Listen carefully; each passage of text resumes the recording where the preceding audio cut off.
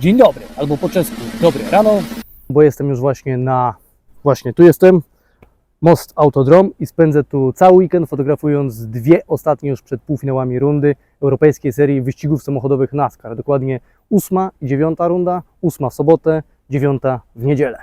Most, miejscowość leży niecałe 100 km na północny zachód od Pragi, czyli tak jakbyśmy od Pragi jechali w kierunku Niemiec do Drezna lub Lipska. I wprawdzie ten film pojawi się dopiero tydzień później, czyli dzisiaj w niedzielę. Natomiast ja bardziej się skupię w tym materiale, czym w ogóle jest NASCAR, Euro-NASCAR, skąd pochodzi, jak wygląda przebieg wyścigu i tym podobne. Tak jak w tytule filmu Euro-NASCAR od kuchni. No właśnie, czym jest w ogóle NASCAR? NASCAR to skrót od National Association for Stock Car Auto Racing, czyli po polsku Narodowa Organizacja Wyścigów Samochodów Seryjnych. Jest to największa organizacja wyścigowa w Stanach Zjednoczonych, która powstała w 1948 roku. Natomiast pierwszy wyścig NASCAR odbył się na torze Charlotte Speedway rok później, dokładnie 19 czerwca 1949 roku. Natomiast jeżeli chodzi o Euro-NASCAR, a dokładnie The NASCAR World Euro Series, to ta organizacja została założona w 2009 roku, a dopiero od 2012 roku stała się oficjalnymi mistrzostwami Europy. Jest to jedna z 4 oficjalnych serii NASCAR obok Canada Series, Mexico Series i Brazil Sprint Race. Mistrzostwa Europy NASCAR składają się łącznie z 13 rund. Za chwilę wytłumaczę, dlaczego z 13, a nie z 14 albo z 12, z których 4 ostatnie podzielone są na półfinały i finały.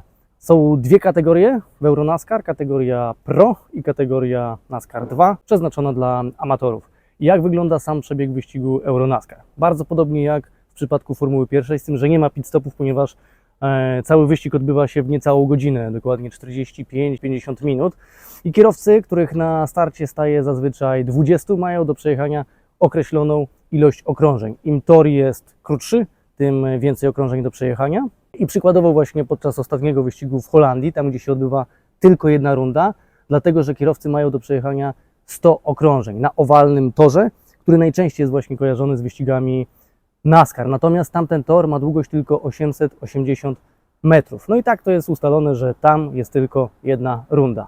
Natomiast jeżeli chodzi o tor tutaj w miejscowości Most, Autodrom Most, to kierowcy mają do przejechania 17 okrążeń, natomiast tor jest o długości 4,2 km, więc jest różnica. No i na koniec jeszcze to, co najciekawsze i najfajniejsze, czyli samochody i tym samym przenosimy się do padoku.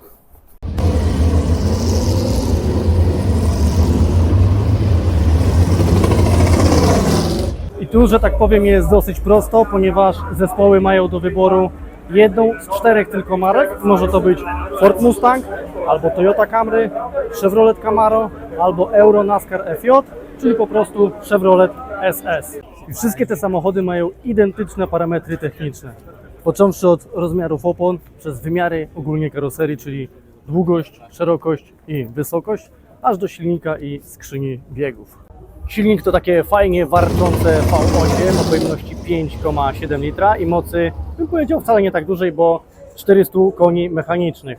I to, co mnie zdziwiło w tych samochodach, to skrzynia biegów, ale pewnie dlatego, że jestem pierwszy raz na wyścigu Euro-NASCAR, ponieważ jest to po prostu 4-biegowy manual i tyle. Waga tego samochodu to 1225 kg bez kierowcy. Jest to chyba w ogóle jedyny rodzaj wyścigów samochodowych, gdzie elektronika w autach została ograniczona do minimum. Natomiast oczywiście auta spełniają wszystkie niezbędne wymagania organizacji FIA i NASCAR co do bezpieczeństwa. I to by było na tyle. Krótko i na temat. Teraz pojawi się jeszcze kilka przebitek z samego wydarzenia, kilka zdjęć. Link do pełnego albumu znajduje się w opisie tego filmu, więc jeśli ktoś chciałby zobaczyć, obejrzeć zdjęcia w pełnej rozdzielczości i w pełnym rozmiarze, to zapraszam właśnie tam. Mam nadzieję, że materiał się podobał i jeśli ktoś by chciał, powiem to pierwszy raz, to może zostawić komentarz, może być to nawet krytyka, aby konstruktywna, żebym wyciągnął wnioski i w przyszłości zamieścił tutaj ciekawsze materiały. Dziękuję za uwagę i do zobaczenia.